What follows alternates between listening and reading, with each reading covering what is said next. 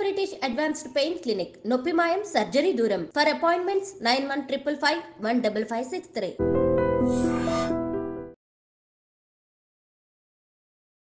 అందరికీ నమస్కారం. నేను Swarupa Potlapalli. Welcome to I dream. కలకాలం తోడుంటానని చెప్పిన భర్త భార్య పిల్లల్ని దేశం కాని దేశంలో వదిలేసి తన దారి తాను చూసుకున్నారు. ఆటిజంతో ఇబ్బంది పడుతున్న ఇద్దరు పిల్లలతో జనగామ జిల్లాకు చెందిన మన తెలుగు మహిళ అమెరికాలో నానా కష్టాలు పడుతోంది. ప్రస్తుతం ఆమె జూమ్ లో అమెరికా నుంచి నాతో ఇంటర్వ్యూలో రెడీగా ఉన్నారు. తనే సుమ గారు.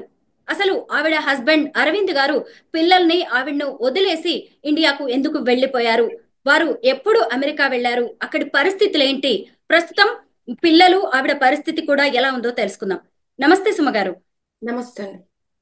ఎలా ఉన్నారు సుమ గారు?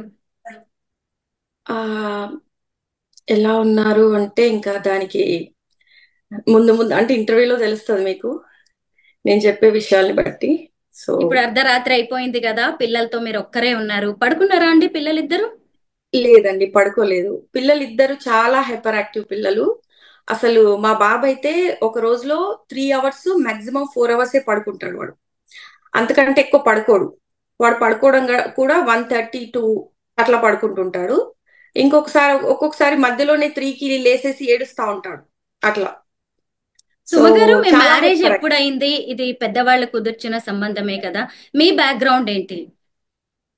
ఆ, నేను నేను ఒక విలేజ్ లో పుట్టి పెరిగాను. మాది ఆక్నూర్ విలేజ్. ఇప్పుడు వచ్చి అది సిద్దిపేట డిస్ట్రిక్ట్ కిందికి వస్తుంది. సో నేను నా బాల్యం అంతా కూడా ఆక్నూర్లోనే నేను చదవడము. 10th క్లాస్ వరకు కూడా నేను ఆక్నూర్లోనే గవర్నమెంట్ స్కూల్లో చదివాను. నేను చిన్నప్పటి నుంచి కూడా క్లాస్ ఫస్ట్. నేను క్లాస్ లో నేను నంబర్ 1 స్టూడెంట్ అనమాట, క్లాస్ ఫస్ట్. ఇంటర్ లో కూడా నేను కాలేజ్ ఫస్ట్. బీటెక్ లో కూడా నేను చాలా యాక్టివ్ గా ఉండేదాన్ని. నేను స్పీచెస్ ఇవ్వడం కానీ, ఎప్పుడు కూడా నాకు స్పీచ్లలో ఫస్ట్ ప్రైజ్ రావడము. నేను ఒక రైటర్ని కూడా, కవితలు రాస్తుంటాను, స్టోరీస్ రాయడము, అట్లా కొంచెము నాకు అన్ని అంటే చాలా ప్రైజెస్ వచ్చేవి చిన్నప్పుడు. క్లాస్ లో కానీ కాలేజ్లలో కానీ ఆ ఎక్కువ ఎక్కువ ప్రైజెస్ నాకే వచ్చేవి అట్లా. సో నేను ఎందుకంటే బీటెక్ లో ఉన్నప్పుడు కూడా నేను యాంకర్ గా చేసేదాన్ని. సో కాలేజీలలో కూడా నాకు యాంకరింగ్ చేయడం అన్నా, టీచింగ్ చేయడం అన్నా, ఇట్లా స్పీచెస్ ఇవ్వడం అన్నా కూడా చాలా ఇంట్రెస్ట్. ఇది ఎలా వచ్చిందంటే మా ఫాదర్ నుంచి వచ్చింది. మా ఫాదరు ఒక గవర్నమెంట్ టీచర్ గా వర్క్ చేశారు. ఆ, ఆయన ఆయన 1981లో ప్రెసిడెంట్ అవార్డు కూడా తీసుకున్నారు. సో అట్లా ఆయన కూడా ఇలా టీచింగ్ లో చాలా మంచి బెస్ట్ టీచర్ గా అవార్డు రావడము, ఆయన స్పీచ్లు ఇవ్వడము, ఆ టైప్ ఆఫ్ ఎన్వైరన్మెంట్ లో నేను పెరిగాను కాబట్టి నాకు కూడా ఆటోమేటిక్ గా మా ఫాదర్ దగ్గర నుంచి ఇవన్నీ కూడా వచ్చాయి. సో అట్లా నేను ఎక్కువగా మా ఫాదర్ తో నాకు ఎక్కువ అటాచ్మెంట్ అనమాట. సో నేను ఒక మంచి ఎలా అంటే ఒక ట్రెడిషనల్ ఫ్యామిలీలో పెరిగాను. ఆ అయితే నేను ఎలా అరవింద్ గారి మ్యాచ్ మీకు ఎలా వచ్చింది? ఇది అరేంజ్డ్ మ్యారేజా? ఇది అరేంజ్డ్ మ్యారేజే. ఎలా అంటే అరవింద్ వాళ్ళ తాతయ్య మాకు ఒక 30 ఇయర్స్ నుంచి తెలుసు అనమాట. మా తాత వాళ్ళ తాత ఫ్రెండ్స్. ఆయన నేను చిన్నగా చిన్నగా ఉన్నప్పటి నుంచి కూడా మా ఇంటికి రోజు వచ్చేవారు వాళ్ళ తాతయ్య. సో అట్లా రావడంతో ఏంటంటే, సో ఒక రోజు ఆయనే చెప్పారనమాట, మాకు ఇలా మా అబ్బాయి వాళ్ళ కొడుకున్నాడు, సో అందుకని పెళ్లి చేస్తే బాగుంటుంది. మీ అమ్మాయి నాకు చిన్నప్పటి నుంచి నేను చూస్తున్నాను కదా, సో అట్లా చాలా బాగుంటుందని ఆయన ప్రపోజ్ చేస్తే, సో ఆయన చాలా మంచి అంటే ఆయన మాకు తెలుసు కాబట్టి మంచి ఫ్యామిలీ అనుకొని మేము అలా అనుకున్నాము. కానీ అబ్బాయి గురించి మాకు ఎక్కువగా తెలియదు. వాళ్ళ ఫ్యామిలీ గురించి కానీ, వాళ్ళ ఫాదరు మదర్ గురించి కానీ మాకు ఎక్కువ టచ్ లో లేరు వాళ్ళు. సో మేమేంటంటే వాళ్ళ తాతయ్య ఆల్రెడీ మంచి ఫ్యామిలీ అన్నట్టుగా అట్లా మేము ఆ మ్యాచ్ కి ఒప్పుకోవడం జరిగింది. అప్పటికి ఆయన అమెరికాలో ఉన్నారా? ఎప్పుడు మీ మ్యారేజ్ జరిగింది? లేదు, ఆయన ఇంత ముందు లండన్ లో ఉన్నాడని చెప్పారు. నా పెళ్ళప్పుడు లండన్ నుంచి ఇండియాకి వచ్చారని చెప్పారు. సో అప్పుడు నాకు పెళ్లి చూపులలో కూడా ఆయన వచ్చినప్పుడు నాతో అసలు ఏం మాట్లాడలేదు. జస్ట్ ఇలా చూసేసి అమ్మాయి నచ్చింది, మేము పెళ్లి చేసుకుంటామని ప్రపోజ్ చేశారు వాళ్ళు. నాకేంటంటే నేను అప్పుడు బీటెక్ ఫైనల్ ఇయర్ లో ఉన్నాను. నాకు అంతగా అసలు పెళ్లి చేసుకోవాలి అంటే చాలా చాలా చిన్న ఏజ్ నాది అప్పుడు, 19 years నాది అప్పుడు. చేసుకోవాలన్న ఉద్దేశం కూడా నాకు లేదు. ఎందుకంటే నేను మా ఫాదర్ ఏది చెప్తే అదే అన్నమాట. ఇప్పుడు ఇది మా ఫాదర్ అంటే తను నాకు ఏది మంచిదో అది చెప్తారన్నట్టుగా నేను మా ఫాదరు చెప్పిన దానికి నేను ఎప్పుడు కూడా అడ్డు చెప్పను. ఎందుకంటే ఆయనకు నాకు ఏది మంచిది అనేది ఆయనకు బాగా తెలుసు. అందుకని నేను చాలా మా ఫాదర్ కి కానీ మా మదర్ కి కానీ రెస్పెక్ట్ ఇస్తానన్నమాట. సో అలా నేను ఆ మ్యాచ్ కి ఒప్పుకోవడము అలా. సో మ్యారేజ్ వాళ్ళు, ఎందుకంటే నేను చిన్నప్పటి నుంచి కూడా చాలా టాలెంటెడ్ అని, సో వాళ్ళ వాళ్ళ తాతయ్య చెప్పడము, వాళ్ళు చూడడంతో సో అట్లా నన్ను పెళ్లి చేసుకోవడం జరిగింది. అయితే ఆ తర్వాత మీరు అమెరికా వెళ్ళిపోయారు ఆయనతో పాటు? లేదు లేదు, లండన్. నాకు పెళ్లి అయిన తర్వాత సో ఆయన కి యుఎస్ కి వీసా వచ్చింది. అప్పుడు ఏం చెప్పాడంటే నేను 3 months లో నేను యుఎస్ కి తీసుకెళ్తాను అని చెప్పేసి వెళ్ళారు, యుఎస్ కి వెళ్ళారు. నా మ్యారేజ్ 2006 లో అయిందనమాట. ఆయన 2007 మార్చ్ లో యుఎస్ కి వెళ్ళారు. అప్పుడు నేనేంటంటే ఇంకా 3 months లో ఇంకా కొత్తగా పెళ్ళయింది కదా, ఇంకా 3 months లో ఇంకా తీసుకెళ్తా అని చెప్పారు కదా అని, మీకు తెలుసు కదా, ఆ ఇంటెన్షన్ లో నేను ఉన్నాను అనమాట.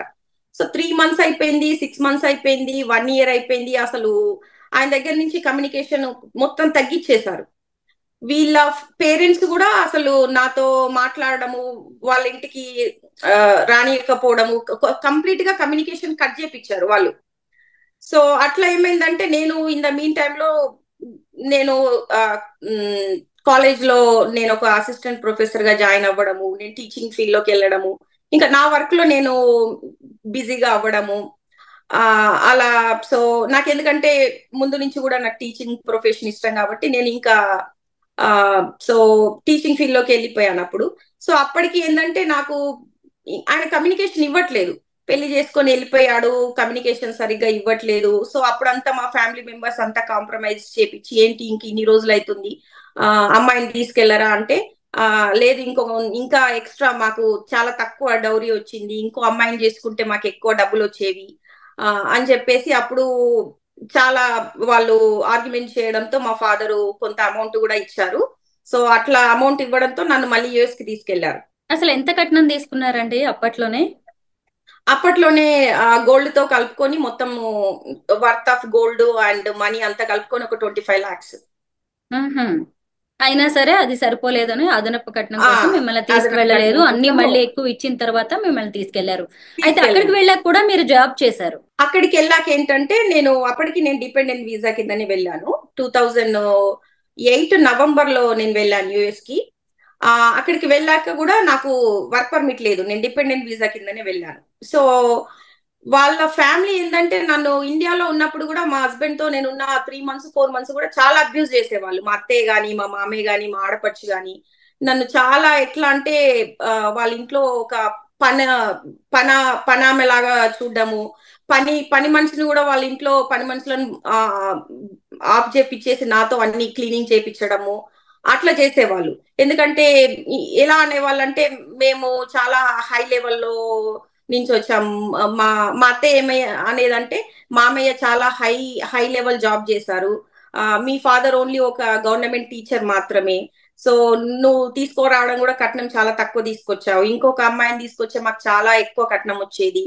సో అందుకని అట్లా నన్ను చాలా తక్కువగా చేసి చూడడము, డిస్క్రిమినేట్ చేయడము, అన్ని పనులు చేపించడము అట్లా చేసేవాళ్ళు. వాళ్ళ కమ్యూనికేషన్ ఎలా ఉండేదంటే నాకు పెళ్ళైన కొత్తలో కూడా మా హస్బెండ్ నాతో పడుకునేవాడు కాదు. ఎలా అంటే వాళ్ళ పేరెంట్స్ తోనే పడుకునేవాడు. నేను ఒక రూమ్ లో ఉంటే ఎప్పుడో ఒకసారి అట్లా నా దగ్గరికి కొద్దిసేపు వచ్చేసి మళ్ళీ వెళ్ళి వాళ్ళ పేరెంట్స్ తోనే పడుకోవడము. వాళ్ళు ఎలా ఉంటదంటే వాళ్ళందరూ ఒక బెడ్రూమ్ లో ఉండేసి ముచ్చట్లు పెట్టుకుంటుంటారు మొత్తం ఒక 2 o'clock 3 o'clock వరకు కూడా వాళ్ళ కొడుకుతో కలిసి ముచ్చట్లు పెట్టుకోవడము. ఇదేంది ఇలా మీరు కొత్తగా పెళ్ళయ్యాను కదా మీరు అలా పడుకోవడము, నేను ఒక్కదాని ఇలా రూమ్ లో పడుకోవడం అంటే నన్ను ఇష్టం వచ్చినట్టు తిట్టడము.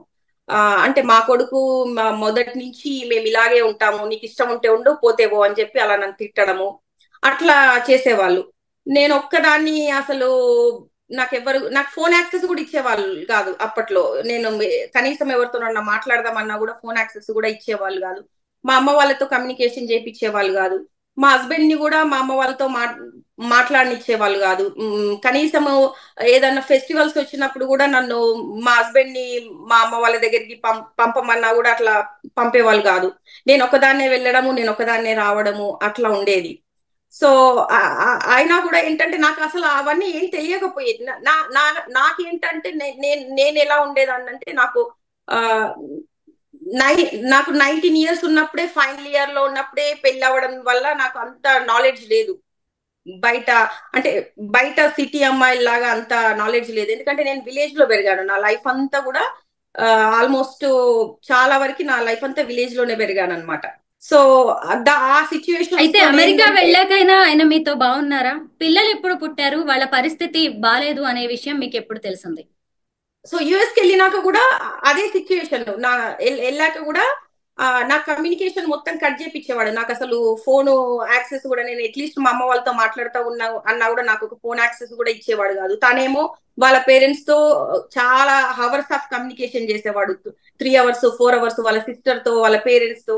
వాళ్ళ ఇన్ఫ్లుయెన్స్ బాగుండేది తన పైన. తను వాళ్ళ మదర్ గాని వాళ్ళ సిస్టర్ గాని ఇది నువ్వు చేయాలి, ఇలా ఉండాలి అంటే తను ఇంకా అది ఫాలో అవుతాడు అనమాట. సో వాళ్ళు చెప్పిన దానికి తను ఎప్పుడు కూడా అడ్డు చెప్పడు. వాళ్ళు ఎలా చెప్తే అలా ఆయన ఫాలో అవుతుంటాడు.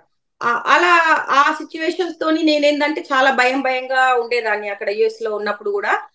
తను ఆఫీస్కి వెళ్ళేటప్పుడు కూడా లాక్ చేసుకుని వెళ్ళేవాడు. నేను ఇంట్లోనే ఉండేదాన్ని. నాకు ఎవరితోనన్నా ఫ్రెండ్స్ తో మాట్లాడదామన్నా, మా అమ్మ వాళ్ళతో మాట్లాడదామన్నా కూడా నాకు ఫోన్ యాక్సెస్ కూడా ఉండేది కాదు. సో అట్లా అంటే అంత అప్పట్లో 2008-9 అంటే అంత ఇప్పుడు ఉన్నంత టెక్నాలజీ, ఇంటర్నెట్ కానీ అదంతా లేవు కదా అప్పట్లో.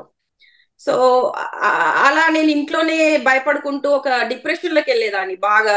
సో ఏంటి నేను ఇలా వచ్చి ఇక్కడ ఉన్నాను, ఏంటి నా సిచ్యువేషన్ ఏంటి అని చెప్పేసి. సో అలా ఆ టైంలోనే నాకు ప్రెగ్నెన్సీ వచ్చింది. మా పాప, సో అప్పుడు ఫస్ట్ పాప అనమాట.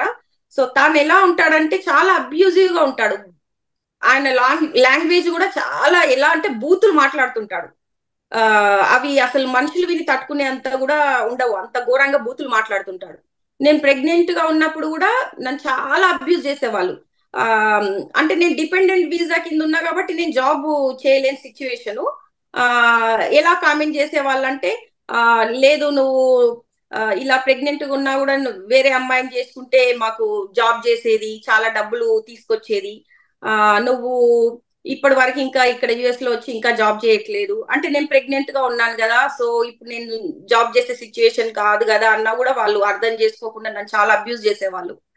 సో ఆ సిచ్యువేషన్స్ తోని నేను పాప అప్పుడు డెలివరీ 2009 అప్పట్లో. సో అయితే నేనేమనుకున్నానంటే మా పేరెంట్స్ ఒకవేళ యుఎస్ కి వస్తే నాకు కొంచెము హెల్ప్ అవుతుంది డెలివరీ అప్పుడు, నేను కొంచెము ఫ్రీగా ఉండొచ్చు, వాళ్ళు నన్ను టేక్ కేర్ చేస్తారు అని నేను ఎంతో బ్రతిమలాడుకున్నాను మా హస్బెండ్ ని, మా పేరెంట్స్ ని యుఎస్ కి రప్పించండి డెలివరీకి, ఫస్ట్ డెలివరీ కదా, నేను చాలా లోన్లీగా ఫీల్ అవుతున్నాను అని చెప్పి ఎంత బ్రతిమిలాడినా కూడా అప్పుడు మా అత్తయ్య మా మామయ్య వాళ్ళు తిట్టేసి, మీ పేరెంట్స్ ఎలా వస్తారు అనుకుంటున్నావు మా అబ్బాయి దగ్గరికి, సో వస్తే ఏదైనా చేసినా కూడా మేమే వస్తాము అని చెప్పేసి తిట్టేసి వాళ్ళు వచ్చారు ఆ డెలివరీ అప్పుడు. నా డెలివరీ 1 month ముందు అంటే నాకు డెలివరీ డేట్ ఎప్పుడు ఇచ్చారంటే జనవరిలో ఇచ్చారు నాకు. సో వాళ్ళు వచ్చి నవంబర్ లో వచ్చారు. సో అయితే ఇంకా వచ్చినప్పటి నుంచి కూడా నన్ను చాలా టార్చర్, ఇంకా మొత్తం ఎట్లా టార్చర్ పెట్టే వాళ్ళంటే కనీసము మా హస్బెండ్ ని నాతో పడుకొనిచ్చే వాళ్ళు కాదు. వాళ్ళ అబ్బాయిని తీసుకెళ్లి వాళ్ళ బెడ్రూమ్ లోనే పడుకోబెట్టడము, వాళ్ళతో ముచ్చట్లు పెట్టాలి. ఇంకా ఒక 2 o'clock 3 o'clock వరకు కంటిన్యూస్ గా ముచ్చట్లు పెట్టి ఇంకా తను అక్కడే పడుకుంటాడు. ఏంటి అత్తయ్య ఇట్లా, నాకు ప్రెగ్నెంట్ కదా, నేను లోన్లీగా ఫీల్ అవుతున్నాను, కొంచెం ఇలా తన పక్కన లేకుంటే నాకు లోన్లీగా ఉంది అంటే ఇష్టం వచ్చినట్టు తిట్టేది. నా కొడుకుని నాతో పడుకోకుండా మాట్లాడే హక్కు నీకు ఎక్కడుంది, నువ్వు వచ్చింది ఇవాళ వచ్చావు, నేను నా కొడుకుని నేను చిన్నప్పటి నుంచి నేను టేక్ కేర్ చేస్తున్నాను, నీకు అసలు మాట్లాడే హక్కు కూడా లేదు అని చెప్పి ఇలా తిట్టడము. సమ్ టైమ్స్ ఏంటంటే మా ఫిజికల్ గా కూడా నన్ను మా హస్బెండ్ తో కొట్టించేవాళ్ళు అట్లా. సో ఆ సిచ్యువేషన్స్ తోని ఏంటంటే నన్ను 9th month ప్రెగ్నెంట్ గా ఉన్నప్పుడే నన్ను వ్యాక్యూమ్ చేపించడము, క్లీనింగ్ చేపించడము, అట్లా ఇలా బాగా స్ట్రెస్ పెట్టేవాళ్ళు, హరాస్మెంట్ చేసేవాళ్ళు. ఆ సిచ్యువేషన్స్ తోని నాకు జనవరిలో డెలివరీ డేట్ ఇస్తే నవంబర్ 30th అప్పుడే నేను హాస్పిటలైజ్డ్ అయిపోయినా. నేను ఇంకా సో అప్పుడు హాస్పిటలైజ్డ్ అయిపోయి చాలా బ్లీడింగ్ అయిపోయి నేను హాస్పిటల్లో పడితే అప్పుడు హాస్పిటల్ వాళ్ళు వర్జీనియా హాస్పిటల్ అది వాళ్ళు హాస్పిటల్ నర్సులు సోషల్ వర్కర్లు వాళ్ళంతా డాక్టర్లు గుర్తించి ఇది నార్మల్ డెలివరీ కాదు, 1 month ముందంటే చాలా ప్రీమెచ్యూర్ కదా, సంథింగ్ ఈస్ గోయింగ్ ఆన్, అంటే ఏదో స్ట్రెస్ అయింది ఈమెకి అని చెప్పి నా దగ్గరకు వచ్చి చాలా అడిగారు. నీకు ఏదైనా ఇబ్బంది ఉంటే చెప్పమ్మా, మేము అన్ని రకాలుగా నీకు హెల్ప్ చేస్తాము, వాట్స్ గోయింగ్ ఆన్ క్లియర్ గా చెప్పు, మేము అన్ని రకాలుగా నీకు ఏ ఏ ఇబ్బంది ఉన్నా కూడా హెల్ప్ చేస్తామని చెప్పి వాళ్ళు నాకు దగ్గరికి వచ్చి అడిగేవాళ్ళు రోజు. కానీ నాకు ఆ సిచ్యువేషన్ లో నేను అసలు ఏం చెప్పాలి ఏం మాట్లాడాలి అని కూడా నాకు తెలియదు. ఎందుకంటే నాకు ఎవరితో కమ్యూనికేషన్ లేదు. నేను చాలా సివియర్ కండిషన్ లో సీరియస్ కండిషన్ లో ఉన్నా, చాలా పెయిన్ తో అట్లా ఉన్నాను అనమాట. సో ఆ సిచ్యువేషన్ నేను వాళ్ళ గురించి నేను ఎవరితో కూడా ఏం మాట్లాడలేదు. సో అప్పుడు పాప డెలివరీ అయిపోయింది. డెలివరీ అయిపోయిన తర్వాత కూడా నాకు ఏంటంటే చాలా సివియర్ హెల్త్ ఇష్యూస్ వచ్చినాయి, యూరినరీ రిటెన్షన్ ప్రాబ్లం వచ్చింది. సో దాంతో ఏంటంటే నేను ఓన్ గా యూరినేట్ చేయలేను అనమాట. సో దానికి నేను వాళ్ళు ఫోలే క్యాథెటర్ పెట్టేవాళ్ళు, నాకు ఒక పైప్ ఉండేది. సో ఆ సిచ్యువేషన్స్ తోని నేను పాపను కూడా హోల్డ్ చేసే సిచ్యువేషన్ కాదు నాది. సో అప్పుడు నన్ను వాళ్ళకి తెలుస్తుంది అంటే ఈమె ఏదో సంథింగ్ ఈస్ గోయింగ్ ఆన్ కానీ చెప్పట్లేదు అని చెప్పి వాళ్ళకి సోషల్ వర్కర్స్ కి అందరికి అర్థమైపోయింది. అలా అర్థమైపోయి వాళ్ళు 1 month ఫాలో అప్ చేసిండ్రు. ఎవ్రీ వీక్లీ ట్వైస్ ఇంటికి రావడము, మళ్ళీ ఫాలో అప్ చేయడము, అది ఓకే బానే ఉన్నావా, పాప బానే ఉందా అనుకుంటూ అలా వాళ్ళు 1 month వరకు కూడా పోలీసులు కూడా వచ్చేవాళ్ళు అలా, అంటే ఏదన్నా నీకు ప్రాబ్లం ఉంటే చెప్పు అని చెప్పేసి. కానీ అప్పుడు ఆ సిచ్యువేషన్ లో నాకు ఇలా జరుగుతుంది చెప్పాలని కూడా నాకు తెలియని సిచ్యువేషన్ అనమాట. ఎందుకంటే నాకున్న పెయిన్ ఆ యూరినేట్ చేయలేక నేను ఎంత పెయిన్ వచ్చేదంటే బాగా యూరిన్ ఎక్కువైపోయి పెయిన్ రావడము, చాలా కాంప్లికేషన్స్ వచ్చేవి. సో పాపకి ఆటిజం అనే విషయం మీకు ఎప్పుడు తెలిసింది? ఆమెకి ఆటిజం అనేసి నాకు 2 years అప్పుడు తెలిసింది. పాపతో ఎలా ఉండేవాడండి? పాపని కాస్త చూసుకునేవాడా స్టార్టింగ్ లో అయినా? పాపనైతే అసలు వాళ్ళు కేర్ చేయరు. వాళ్ళు ఎలా ఉంటారంటే మా అత్తయ్య గాని మామయ్య గాని వాళ్ళు ఇప్పుడు మా అత్తయ్య ఒకవేళ టీవీ సీరియల్ చూస్తుంటది, టీవీ సీరియల్ చూస్తుంటే నేను పాపకి ఏదన్నా తినిపిస్తుంటే పాప కొంచెము అటు ఇటు వెళ్ళడము, ఆమె పైన కూర్చోవడం కూడా ఆమె సహించదు, తిడుతుంటది. ఇలా నువ్వు నాకు సీరియల్ డిస్టర్బ్ అవుతుంది, ఈ అమ్మాయిని తీసుకెళ్లి రూమ్ లోకి వెళ్ళి డోర్ పెట్టుకొని తినిపించుకోపో అని చెప్పి నన్ను అలా తిడుతుంటది. అంటే అలా వాళ్ళు అసలు కేర్ చేయరు పాపని. మా హస్బెండ్ గాని మా అత్తయ్య మామయ్య గాని అసలు కేర్ చేయరు. వాళ్ళు ఎప్పుడు యుఎస్ కి వచ్చినా కూడా సైట్ సీయింగ్ కి వెళ్ళడము, బయట న్యూయార్క్ కి గాని అటు న్యూ జెర్సీ అట్లా మొత్తం తిరగడము, నన్ను పాపని ఇంట్లో వదిలేసి వాళ్ళు ఇంకా వాళ్ళ పేరెంట్స్ తీసుకొని ఈయన యుఎస్ అంతా వాళ్ళని చూపించడానికి వెళ్ళేవారు. అలా ఉండేది వాళ్ళది ఇప్పుడు కూడా. సో బాబు ఎప్పుడు పుట్టాడు? తన పరిస్థితి కూడా బాలేదనే విషయం ఎప్పుడు తెలిసింది? బాబు 2015 లో పుట్టాడు. సో తనకి కూడా ఆటిజం, ఎందుకంటే 2 years అయినా కూడా తనకి స్పీచ్ లేదు. లైక్ అందరి పిల్లల్లాగా డెవలప్మెంటల్ డిలేస్, అందరి పిల్లల్లాగా ఇంప్రూవ్మెంట్ లేదు, చాలా డెవలప్మెంటల్ డిలేస్ వచ్చాయి. సో దాంతో ఏంటంటే ఇద్దరు పిల్లల్ని కూడా స్పెషలైజ్డ్ స్కూల్లో వేశారనమాట. సో ఇక్కడ ఎలా ఉంటదంటే పిల్లలకు ఒకవేళ ఏదన్నా డిజేబిలిటీ ఉంది అంటే ఇంకా స్కూల్లో వాళ్ళను ఆటోమేటిక్ గా ఒక ఐఈపీ ప్రోగ్రామ్ లో పెట్టేసి స్పెషలైజ్డ్ క్లాస్ రూమ్ లో పెడతారనమాట. సో అట్లా ఇద్దరు కూడా స్పెషలైజ్డ్ క్లాస్ కి వెళ్లే వాళ్ళు, అంటే వాళ్ళకి కొంచెం స్కూల్లో స్పీచ్ థెరపీ అట్లా ఇవ్వడము అట్లా ఉంటుందన్నమాట ఇక్కడ. సో ఇక్కడ ఉన్నప్పుడు కూడా అంటే పిల్లలు కొంచెము స్కూల్కి వెళ్ళడము, ఇద్దరు పిల్లలు కూడా స్కూల్కి వెళ్ళడము, కొంచెం థెరపీస్ ఉండడం వల్ల కొంచెం ఇంప్రూవ్మెంట్ స్టార్ట్ అయింది పిల్లలకి ఇక్కడ ఉన్నప్పుడు. అయితే ఇన్ ద మీన్ టైమ్ లో 2019 లో ఏమైందంటే మా హస్బెండ్ నాతో ఏం చెప్పాడంటే మనము వెకేషన్ కి వెళ్దాము ఇండియాకి, అది కూడా ఒక 1 month వెకేషన్ అంతే, మళ్ళీ 1 month లో బ్యాక్ వస్తాము అని చెప్పి నాకు రిటర్న్ టికెట్లు కూడా చూపించాడు. అట్లా చూపించేసి మమ్మల్ని ఇండియాకి తీసుకెళ్లేసి ఇంకా తను వెళ్ళిన తర్వాత ఏంటంటే వీసాకి అటెండ్ అవ్వాలి ఒకసారి ఇండియాకి వెళ్ళాక, మళ్ళీ వీసా స్టాంపింగ్ చేయించుకోవాలి. అప్పుడు తను ఒక్కనికే వీసా పెట్టుకున్నాడు, నాకు పెట్టలేదు. అదేంది మీరు ఒక్కరే వీసా చేసుకున్నారు, నాకెందుకు చేయలేదు అంటే, లేదు నేను ఒక్కరినే వెళ్తున్నాను, మీరు నువ్వు పిల్లలు ఇక్కడే ఉంటారు అని చెప్పాడు. అదేంది పిల్లలు చాలా, స్కూల్ స్టార్ట్ అవుతుంది కదా నెక్స్ట్ మంత్, మనము వెకేషన్ లో అని పిల్లలకు హాలిడేస్ ఉన్నాయని వచ్చాం కదా, ఇంత సడన్ గా ఇలా చెప్తే ఏంటి అని నాకు షాక్ అయిపోయింది ఇంకా మొత్తం. సో అప్పుడు ఏమన్నాడంటే, లేదు నేను ఒక్కడనే వెళ్తానని అప్పుడు ఆర్గ్యుమెంట్ చేశాడు. అప్పుడు మా ఫ్యామిలీ మెంబర్స్ అంతా కూడా కాంప్రమైజ్ చేపించి తన్ని కూడా వెళ్లకుండా మేము ఇండియాలోనే ఉండేలాగా వాళ్ళు కాంప్రమైజ్ చేశారు.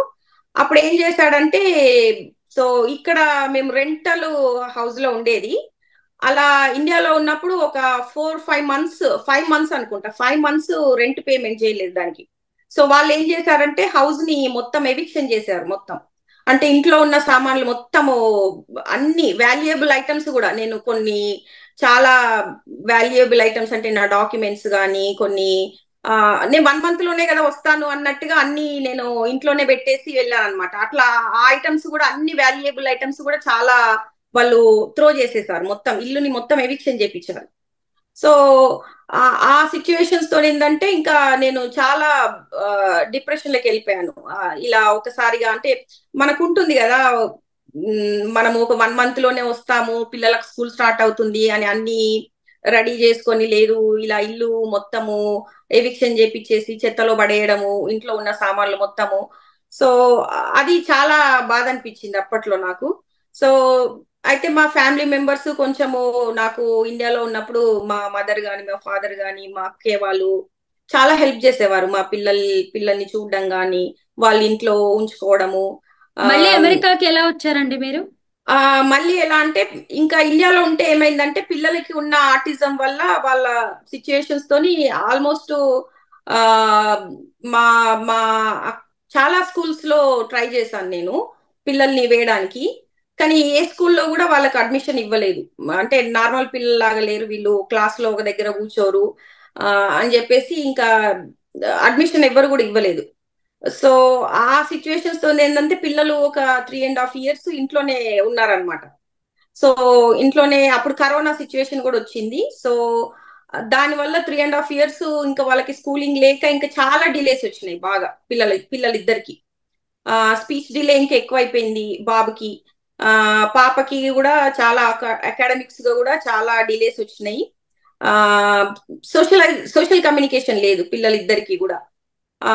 అప్పుడు ఏంటంటే మళ్ళీ యుఎస్కి వెళ్తే అందరు ఫ్రెండ్స్ కానీ మా ఫ్యామిలీ మెంబర్స్ కానీ, మీరు యుఎస్కి వెళ్తేనే బాగుంటది, పిల్లలకి ఇక్కడ అసలు లైఫే లేదు కదా, అట్లీస్ట్ వాళ్ళు యుఎస్ సిటిజన్స్ కదా పిల్లలు, వాళ్ళకి ఇక్కడికి వస్తే కొంచెం స్కూలింగ్ ఉంటది, థెరపీలు ఉంటాయి, వాళ్ళ సిచ్యువేషన్ కొంచెము అట్లీస్ట్ వాళ్ళ కాళ్ళ మీద వాళ్ళు నిలబడే సిచ్యువేషన్ అన్న అట్లీస్ట్ వస్తది అన్న ఉద్దేశంతో మళ్ళీ బ్యాక్ వచ్చాము. అది కూడా 2023లో బ్యాక్ వచ్చాము. ఓకే. అయితే మరి హస్బెండ్ మీరు వచ్చిన తర్వాత కాస్త మంచిగా చూసుకున్నాడా? అంటే 2023లో బ్యాక్ వచ్చాము. వచ్చిన తర్వాత కూడా మేము, మా అక్క వాళ్ళ అబ్బాయి ఉన్నాడనమాట, సో తన ఇంటికి వచ్చామన్నమాట. తనకి ఆల్రెడీ ఓన్ హౌస్ ఉంది అని చెప్పేసి అక్క మా ఇంటికి వచ్చేసాయి. ఏ స్టేట్ లో ఉంటారు మీరు అమెరికాలో? మేము ఇండియా నుంచి డైరెక్ట్ రావడం పెన్సిల్వేనియాకి వచ్చాము. సో అట్లా పెన్సిల్వేనియాకి వచ్చి మా అక్క వాళ్ళ అబ్బాయి ఇంట్లో ఉన్నాం అనమాట. సో మేము మార్చ్ లో వచ్చాము, 2023 మార్చ్ లో వచ్చాము. మార్చ్ నుంచి డిసెంబర్ వరకు కూడా మా హస్బెండ్ కి జాబ్ లేదు. సో ఆ మార్చ్ టు డిసెంబర్ వరకు మేము పెన్సిల్వేనియాలోనే ఉన్నాము. అయితే ఇంకా జనవరిలో మా హస్బెండ్ కి ఇక్కడ జాబ్ వచ్చింది అనమాట, వేరే స్టేట్ లో జాబ్ వచ్చింది. ఏం చేస్తుంటారు ఆయన? ఆయన సాఫ్ట్వేర్ ఇంజనీర్. సో అయితే ఇంకా మేము ఇక్కడికి మూవ్ అవ్వాల్సి వచ్చింది, ఇక్కడ ఫీనిక్స్ కి అరిజోనాకి మూవ్ అవ్వాల్సి వచ్చింది అనమాట. సో అక్కడ ఉన్నప్పుడు కూడా పిల్లల్ని ఎప్పుడు పట్టించుకోడు, తన ఎన్వైరన్మెంట్ లో తనే ఉంటాడు అనమాట. సో నేను ఏదన్నా అడిగి అట్లీస్ట్ కొంచెం పిల్లలతో అందరూ పేరెంట్స్ లాగా కొంచెము టైం స్పెండ్ చేయొచ్చు కదా, పాపతో కొంచెం కూర్చోబెట్టి ఏదన్నా యాక్టివిటీ చేపించవచ్చు కదా, బాబుతో నన్ను అట్లీస్ట్ కొంచెము మాట్లాడొచ్చు కదా, ఏదో ఒకటి సంథింగ్ అందరు పేరెంట్స్ లాగా ఉండొచ్చు కదా అంటే, నన్ను ఇష్టం వచ్చినట్టు కొట్టడము తిట్టడము, నా ప్రైవసీకి నువ్వు అడ్డొస్తున్నావు, నువ్వు ఏదైనా చేసుకోవాలనుకుంటే నీ పిల్లల్ని నువ్వు టేక్ కేర్ చేసుకో, సో నాకు ఇలాంటి రెస్పాన్సిబిలిటీస్ పెట్టకు, అని చెప్పేసి నన్ను చాలా అబ్యూజివ్ గా తిట్టేవాడు. నేనేమన్నా తనని కనీసము పిల్లల్ని మనము ఈవినింగ్ అన్నా కనీసము వీకెండ్ అన్నా పార్క్ కి తీసుకెళ్ళాలి కదా, కనీసము తీసుకెళ్ళాలి అంటే లేదు నీకు వెళ్ళాలనుకుంటే నువ్వు తీసుకొని వెళ్ళు పిల్లల్ని, నేను రాను అని చెప్పేసి అలా అవాయిడ్ చేయడము అట్లా చేసేవాడు అనమాట. సో కంప్లీట్ గా అయితే పిల్లలకి ఎప్పుడు కూడా తను టైం స్పెండ్ చేసేవాడు కాదు. ఆ మరి ఇప్పుడు మీకు బయ- చెప్పకుండా మళ్ళీ అమెరికాకి ఎప్పుడు వెళ్ళిపోయారు ఆయన? ఆ రోజు ఏం జరిగింది? సో అయితే ఏమైందంటే ఇలా నన్ను పిల్లల్ని చాలా అబ్యూజ్ చేస్తుంటే ఒక రోజు ఏమైందంటే నన్ను బాగా కొడుతూ నన్ను కొట్టాడు, బాగా అరుస్తున్నాడు, పిల్లలు ఏడుస్తున్నారు. ఆ సిచ్యువేషన్స్ తోని పక్క వాళ్ళు పోలీస్ కంప్లైంట్ ఇచ్చారు. అంటే ఇంట్లో ఏదో సంథింగ్ డొమెస్టిక్ వైలెన్స్ అవుతుంది అని చెప్పి వాళ్ళు కంప్లైంట్ ఇస్తే పోలీసులు వచ్చారనమాట ఇంటికి. అప్పుడు ఇంటికి పోలీసులు వచ్చాక నాకు నాకు కన్ఫ్యూజ్ అయిపోయింది, ఎవరు పోలీసులు అసలు ఎవరు పిలిచారు, ఎందుకు వచ్చారు అని చెప్పి కన్ఫ్యూజ్ అయిపోయింది. లేదేదో డొమెస్టిక్ వైలెన్స్ అవుతున్నట్టు మాకు కంప్లైంట్ వచ్చింది, అంటే మీరు సేఫ్ గానే ఉన్నారా అని చెప్పి అడిగారనమాట. అప్పుడు నాకు అసలు ఏం చెప్పాలో అర్థం కాలేదు. అంటే ఆ, చెప్పాలా వద్దా, ఒకవేళ చెప్తే ఆ, అంటే మేము మా సిచ్యువేషన్ ఏంటి, అట్లీస్ట్ ఆ పిల్లలు అంటే ఆర్టిస్టిక్ పిల్లలు కదా, ఆ సిచ్యువేషన్స్ నాకు జాబ్ అట్లీస్ట్ నాకు వర్క్ పర్మిట్ కూడా లేదు కదా. సో అంటే ఏదన్నా కొంచెం తేడా వచ్చినా కూడా ఏంటంటే వీసా క్యాన్సిల్ అయిపోతుంది అనమాట ఇక్కడ బేసిక్ గా.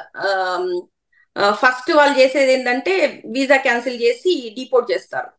సో ఒకవేళ మళ్ళీ అదే సిచ్యువేషన్ వచ్చిందంటే మళ్ళీ ఆ పిల్లల సిచ్యువేషన్ ఏంది అని చెప్పి అప్పుడు పోలీసులు వచ్చినప్పుడు నేనేం మాట్లాడలేదు. లేదు అసలు మేము సేఫ్ గానే ఉన్నాం అన్నట్టుగా నేను కమ్యూనికేట్ అయ్యాను. సో ఆ సిచ్యువేషన్స్ తోని వాళ్ళు వెళ్ళిపోయారు, ఇంకా పోలీసులు వెళ్ళిపోయారు. వెళ్ళిపోయిన తర్వాత ఒక్కసారి ఏంటంటే ఇక్కడ 911 కంప్లైంట్ వచ్చినాక స్కూల్ కి కూడా వెళ్ళిపోతుంది ఆ ఇన్ఫర్మేషన్. అంటే ఇంట్లో ఏదో డొమెస్టిక్ వైలెన్స్ కంప్లైంట్ వచ్చింది దాని త్రూ అని చెప్పి. సో ఆ స్కూల్ కి ఆ ఇన్ఫర్మేషన్ వెళ్ళిపోవడంతో వీళ్ళు డిపార్ట్మెంట్ ఆఫ్ చైల్డ్ సేఫ్టీ వాళ్ళు పిల్లల్ని ఎవ్రీ వీక్ స్కూల్ కి వెళ్ళడము చెక్ చేయడం అట్లా స్టార్ట్ చేసిండ్రు అనమాట. సో అట్లా స్కూల్ కి వెళ్ళి చెక్ చేయడము స్టార్ట్ చేస్తే మా బాబు మీద కొన్ని బ్రూసెస్ స్కార్స్ కనిపించినాయి వాళ్ళకి. అప్పుడు ఒక రోజు ఏప్రిల్లో ఏప్రిల్ మిడ్ లో నా దగ్గరికి వచ్చారు, ఇంటికి వచ్చేసి మేము పిల్లల్ని స్కూల్కి వెళ్ళి చెక్ చేసాము, మీ బాబు మీద స్కార్స్ బ్రూసెస్ ఉన్నాయి, మీ హస్బెండ్ ఆల్రెడీ డొమెస్టిక్ వైలెన్స్ చేస్తున్నట్టుగా మాకు కంప్లైంట్ కూడా ఉంది.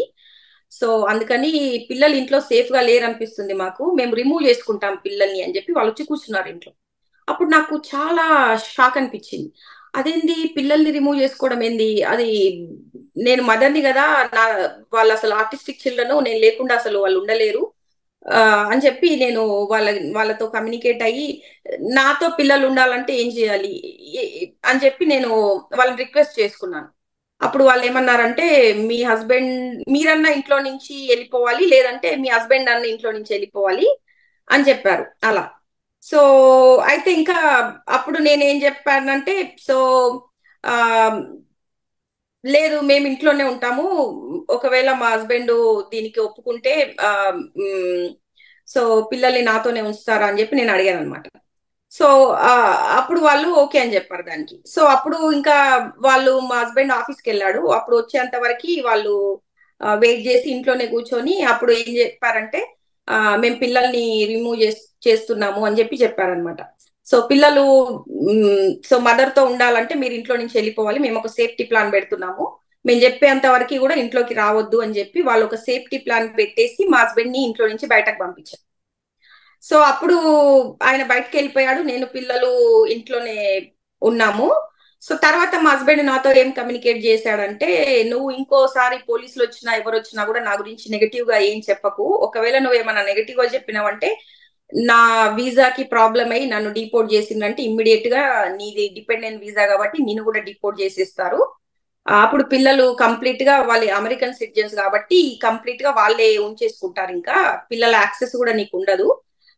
నేను ఇంకోసారి నేను ఇంకా ఇట్లాంటి ఏమి రిపీట్ చేయను, నిన్ను పిల్లల్ని బాగానే చూసుకుంటాను అని చెప్పి ఒక అష్యూరెన్స్ ఇచ్చిండు. సో దాంతో నేనేంటంటే సరే ఓకే అన్నట్టుగా నేను నా దగ్గరికి ఎవ్రీడే పోలీస్ ఆఫీసర్లు ఆల్మోస్ట్ ఆల్టర్నేట్ డే పోలీస్ ఆఫీసర్లు రోజు రావడము, వాళ్ళు డిసిఎస్ వాళ్ళు రావడము నన్ను అడిగేవాళ్ళు are you safe in the home, నీకేమన్నా ప్రాబ్లం ఉందా చెప్పు, మేము నీకు అన్ని రకాలుగా హెల్ప్ చేస్తాము, మీ హస్బెండ్ తో ఏదైనా ప్రాబ్లం ఉంటే చెప్పు, నేను సేఫ్ ప్లేస్ లోకి తీసుకెళ్లి పెడతాము, నీకు పిల్లలకి ఎలాంటి ప్రాబ్లం లేకుండా మేము చూసుకుంటాము అని చెప్పి అట్లా వాళ్ళు అడిగేవాళ్ళు ఎవ్రీడే.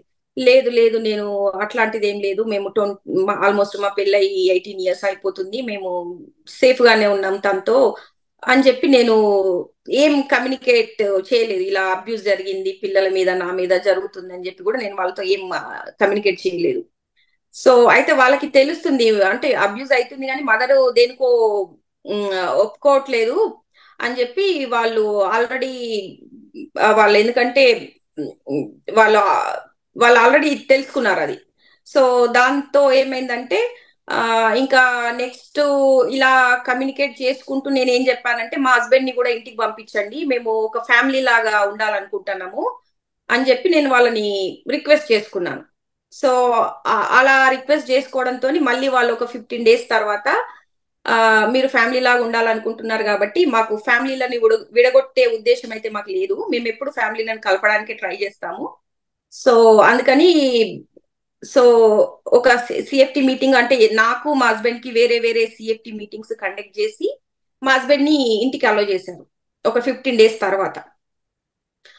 సో అలా ఆయన ఇంటికి వచ్చాడనమాట. సో అలా ఇంటికి వచ్చిన తర్వాత మళ్ళీ ఒక 2-3 days 4 days బాగానే ఉన్నాడు.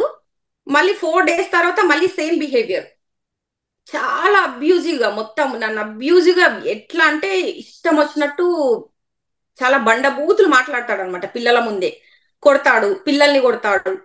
సో వాళ్ళ పిల్లలు ఏంటంటే ఆర్టిస్టిక్ చిల్డ్రన్ కాబట్టి వాళ్ళకి తెలుసో తెలియకో ఏదో చేసినా కూడా వాళ్ళని ఇష్టం వచ్చినట్టుగా కొడుతుంటాడు. సో అట్లా ఆ సిచ్యువేషన్స్ తో ఏంటంటే మళ్ళీ వాళ్ళు ఒకసారి డిసిఎస్ వాళ్ళు ఇన్వాల్వ్మెంట్ వచ్చింది అంటే ఇంకా వాళ్ళు వదిలిపెట్టరు. పిల్లల్ని కంటిన్యూస్ గా వాళ్ళు స్కూల్కి వెళ్తుంటారు, చెక్ చేస్తుంటారు. వాళ్ళ మెయిన్ ఇంటెన్షన్ ఏంటంటే పిల్లలు సేఫ్గా ఉన్నారా లేదా అది. సో అట్లా వాళ్ళు మళ్ళీ స్కూల్కి వెళ్ళారు, పిల్లల్ని చెక్ చేశారు. ఒక రోజు ఏంటంటే అది స్కూల్ ఎండింగ్ డే, అది May 23rd రోజు.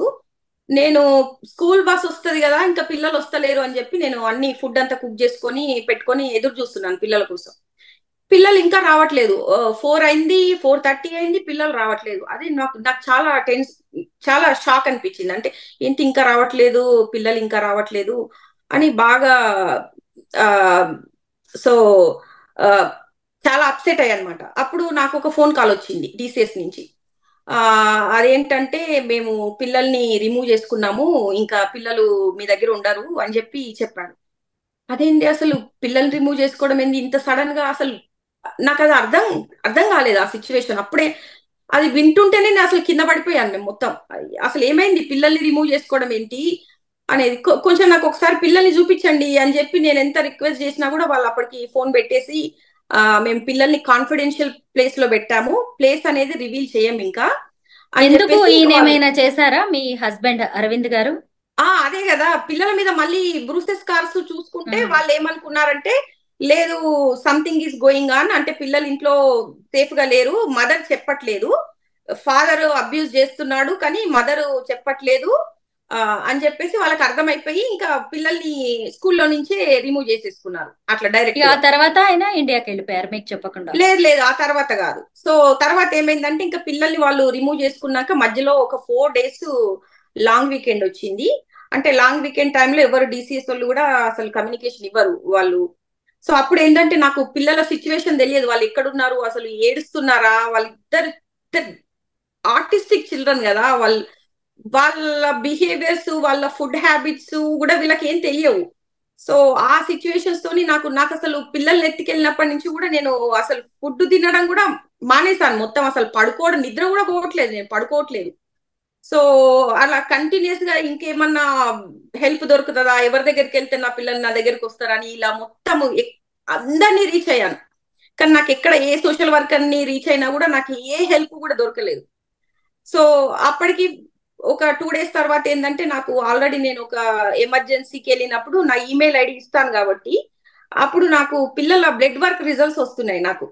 అవి ఏంటంటే 2 పిల్లలు ఎమర్జెన్సీలో పడిపోయినారు, వాళ్ళ బ్లడ్ గ్లూకోజ్ లెవెల్స్ మొత్తం ఫాల్ డౌన్ అయిపోయినాయి, సివియర్ కండిషన్ లో ఉన్నట్టు ఆ బ్లడ్ వర్క్ రిజల్ట్స్ చూస్తే నాకు తెలిసి ఇంకా అప్పటికప్పుడు చాలా అసలు ఎందుకంటే ఇక్కడ ఉన్నది ఒక ఫీనిక్స్ చిల్డ్రన్ హాస్పిటల్ కాబట్టి అక్కడ పిల్లలది కాబట్టి అక్కడికి పరిగెత్తుకుంటూ వెళ్ళిపోయాను నేను ఇంకా. సో అక్కడికి వెళ్ళిపోతే ఆ నన్ను అలో చేయలేదు, ఎందుకంటే పిల్లల్ని వాళ్ళ పేర్లు కూడా మార్చేసి వాళ్ళను కాన్ఫిడెన్షియల్ గా పెట్టారనమాట. ఇలా నా పిల్లలు ఇక్కడ ఎమర్జెన్సీలో ఉన్నారు, నా బ్లడ్ వర్క్ రిజల్ట్స్ కూడా నాకు వచ్చాయి చూడండి అని నేను చూపించినా కూడా లేదు, ఇలాంటి పిల్లలు ఎవ్వరు మా దగ్గర లేరు అని చెప్పేసి పంపించారు.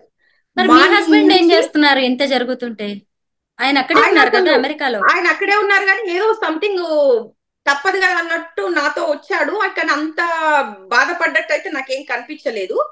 సో అప్పుడు నేను మార్నింగ్ నుంచి ఈవినింగ్ వరకు మొత్తం అక్కడ ఫీనిక్స్ చిల్డ్రన్ హాస్పిటల్ ముందు నేను కూర్చొని పిల్లలు ఏమన్నా కనీసం ఏదన్నా దొరుకుతుందా, కనీసం లోపలికన్నా అలో చేస్తారా, అక్కడున్న సోషల్ వర్కర్లతో కమ్యూనికేట్ అయినా కూడా వాళ్ళు నాకు హెల్ప్ చేయట్లేదు. మేము డిసిఎస్ వాళ్ళతో అంటే వాళ్ళు ఒకసారి పిల్లల్ని తీసుకున్నాక మేము ఇన్వాల్వ్మెంట్ విన్నా కూడా అది అసలు ఆ వాళ్ళు ఏమి వినరు. ఇంకా మీకు ఏదన్నా హెల్ప్ కావాలనుకుంటే మీరు కోర్టులోకే వెళ్ళాలి, కోర్టులోనే చూసుకోవాలి అని వాళ్ళు చెప్పారనమాట. సో అప్పుడు ఏంటంటే ఇంకా కంటిన్యూస్ గా మళ్ళీ వాళ్ళే ఒక 4 days తర్వాత నాకు కమ్యూనికేషన్ ఇచ్చి మేము పిల్లలకి ఫుడ్ ప్రొవైడ్ చేయలేకపోయినాము, ఎందుకంటే వాళ్ళ ఫుడ్ హ్యాబిట్స్ మాకు తెలియవు కదా, వాళ్ళు ఏం తింటారో మాకు తెలియదు, మేము ఫుడ్ ఇస్తే వాళ్ళు తినలేదు, మొత్తము సివియర్ కండిషన్లకి వెళ్ళిపోయారు, వాళ్ళు హాస్పిటలైజ్డ్ అయిపోయారు అని చెప్పి చెప్పారనమాట. అప్పుడు నేను వాళ్ళని రిక్వెస్ట్ చేసుకున్నాను, నేను ఒక కనీసం మదర్ని కదా, కనీసం నా పిల్లల్ని నాకు ఒక్కసారన్నా చూపించండి, అట్లీస్ట్ నన్ను చూస్తే నా పిల్లలు బాగైపోతారు నాకు నాకు అని చాలా రిక్వెస్ట్ చేసుకున్నాను. అప్పుడు వాళ్ళు ఒక 1 hour విజిటేషన్ ఇస్తామని చెప్పి చెప్పారనమాట. అలా నేను ఒక 1 hour విజిటేషన్ ఇస్తే ఇద్దరు పిల్లల్ని వెళ్ళి చూస్తే ఇద్దరు పిల్లలు ఎట్లా ఉన్నారంటే మొత్తం అసలు బెడ్ పైన పడుకొని చాలా సీరియస్ కండిషన్ లో ఉన్నారు ఇద్దరు. అసలు ఫుడ్ కూడా తినట్లేదు. ఇదంతా అప్పుడు జరిగి ఏమైందంటే ఎన్నెళ్ళు అయిందండి? ఇదంతా జరిగి ఒక 6 months అవుతుంది. ఓకే, ఆ తర్వాతే ఇక ఆయన ఇండియాకి వచ్చేసారు. ఆ తర్వాత కాదు. సో అయితే ఇంకా అప్పుడు ఏమైందంటే ఇంకా అప్పుడు నాకు ఒక ఆప్షన్ ఇచ్చారనమాట. సో మేము ఫుడ్ వీళ్ళకి ప్రొవైడ్ చేయలేకపోతున్నాము, సో మీరు రోజు ఫుడ్ కుక్ చేసుకొని వెళ్ళి పిల్లలకి తినిపించవచ్చు అని చెప్పి ఒక ఆప్షన్ ఇచ్చారు. రోజు ఒక 1 hour విజిటేషన్ ఇచ్చారనమాట. సో అట్లా నేను రోజు పిల్లలకి ఫుడ్ కుక్ చేసుకొని వెళ్ళడము, పిల్లలకి తినిపించి రావడము, అట్లా కొంచెం అట్లీస్ట్ నా పిల్లల్ని నేను చూడగలుగుతున్నాను, ఒక 1 hour అన్న చూడగలుగుతున్నాను అని నాకు అదొక కైండ్ ఆఫ్ రిలీఫ్ వచ్చేది. అట్లా వెళ్ళినప్పుడు పిల్లలు నాతో చాలా హ్యాపీగా ఉండడము. మా పాప అయితే చాలా ఏడ్చేది, మమ్మ నేను వచ్చేస్తాను నీతో, నన్ను తీసుకెళ్ళవా అని చెప్పి అసలు ఎవ్రీడే ఏడ్చేది పాప. కానీ సో అది ఏంటంటే ఇద్దరిని కూడా ఒక 15 days వరకు ఎమర్జెన్సీలోనే పెట్టారు మొత్తం పిల్లలు ఇద్దరిని. సో దాని తర్వాత ఏంటంటే పిల్లల్ని తర్వాత గ్రూప్ హోమ్ లోకి మూవ్ చేశారు. ఇన్ ద మీన్ టైమ్ లో వీళ్ళు ఏం చేశారంటే డిపార్ట్మెంట్ ఆఫ్ చైల్డ్ సేఫ్టీ వాళ్ళు ఒకవేళ పిల్లల్ని రిమూవ్ చేస్తే వాళ్ళు 5 days కంటే ఎక్కువ ఉంచుకోరాదనమాట. అలా 5 days కంటే ఎక్కువ ఉంచుకున్నారంటే వాళ్ళు కోర్టుకి ఆన్సర్ చెప్పాలి, ఎందుకు ఉంచుకున్నారు మీరు అన్నదానికి ఆన్సర్ చెప్పాలి. అప్పుడు వాళ్ళు ఏం చేశారంటే డిపెండెన్సీ ఫైల్ చేసుకున్నారు. అది ఎలా ఫైల్ చేశారంటే కోర్టులో ఒక పిటిషన్ పెట్టారు. అదేంటంటే mother is unable to take care the children needs because of the father's domestic violence అని చెప్పి ఒక నెగ్లెక్ట్ కింద వాళ్ళు ఒక కేసుని ఫైల్ చేసుకున్నారు. అందుకని మదరు తనని తను ప్రొటెక్ట్ చేసుకోలేకపోతుంది, పిల్లల్ని కూడా ప్రొటెక్ట్ చేస్తలేదు ఫాదర్ అబ్యూజ్ నుంచి, అందుకని పిల్లలు ఇంట్లో సేఫ్ గా లేరు, మేము పిల్లల్ని మేమే ఉంచుకుంటామని వాళ్ళ పిటిషన్ పెట్టుకున్నారు కోర్టులో. సో అప్పుడు నాకు అది కోర్టులోకి వెళ్ళిపోయింది, ఇంకా అది వాదనలోకి వెళ్ళిపోయింది. సో హియరింగ్ స్టార్ట్ అయినాయి. ఆ హియరింగ్ లో నేను నా పిల్లల్ని నాకు ఇవ్వండి అని నేను ఎంత వాదించినా కూడా వాళ్ళు అసలు పిల్లల్ని ఇవ్వట్లేదు. మొత్తం ఎన్నిసార్లు ఒక 2 hearings 3 hearings కూడా కంటిన్యూస్ గా అయిపోయినాయి, ఎంత రిక్వెస్ట్ చేసుకున్నా నాకు పిల్లల్ని ఇవ్వలేదు. నేను ఒక అటార్నీని పెట్టుకొని సో పిల్లల కోసం నేను వాదనలు స్టార్ట్ చేశాను. కొంచెం లోకల్ గా ఉన్న అప్పుడు ఇక్కడ ఎలా ఉంటదంటే అటార్నీ ఫీలు కూడా హై అమౌంట్ లో ఉంటాయి ఇక్కడ, ఏదైనా అటార్నీని హైర్ చేసుకోవాలన్నా కూడా. సో మేము చాలా అటార్నీల దగ్గరికి వెళ్ళి నేను చాలా అంటే అటార్నీల దగ్గరికి వెళ్ళాను అనమాట. ఇలా నా కేసు ఉంది వాదించండి, నా పిల్లల్ని బయటకు తీసుకురావండి అంటే మినిమం ఒక $5,000 అడిగిండ్రు ఒక్కొక్క అటార్నీ ఆ కేసు టేకప్ చేయాలంటేనే. అప్పుడు నాకు నా దగ్గర ఎందుకంటే నేను జాబ్ చేయట్లేదు, నా దగ్గర మనీ కూడా లేవు.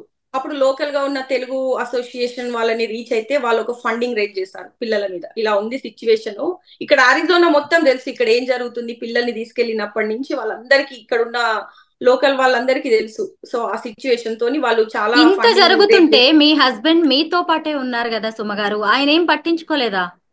ఆయన ఏదో పక్కకు అలా ఉన్నట్టు ఉంటున్నారు కానీ అంత అసలు ఇన్వాల్వ్మెంట్ ఏమీ లేదు. నేనే కంప్లీట్ గా ఈ అసోసియేషన్ వాళ్ళతో మాట్లాడడము, కమ్యూనికేట్ చేయడం, ప్లీజ్ నా పిల్లల్ని బయటకు రావాలంటే కొంచెం నాకు ఫండింగ్ పెట్టండి, అది అన్నా హెల్ప్ అవుతుంది, నేను ఫండింగ్ తో నేను అట్లీస్ట్ అటార్నీని హైర్ చేసుకుంటానని చెప్తే వాళ్ళు ఫండింగ్ రేజ్ చేశారు. అప్పటికప్పుడు ఫండింగ్ రేజ్ చేస్తే నాకు ఫండింగ్ ఇచ్చారు. సో నేను ఒక అటార్నీని హైర్ చేసుకొని పిల్లల కోసం వాదనలు స్టార్ట్ చేసుకున్నాను.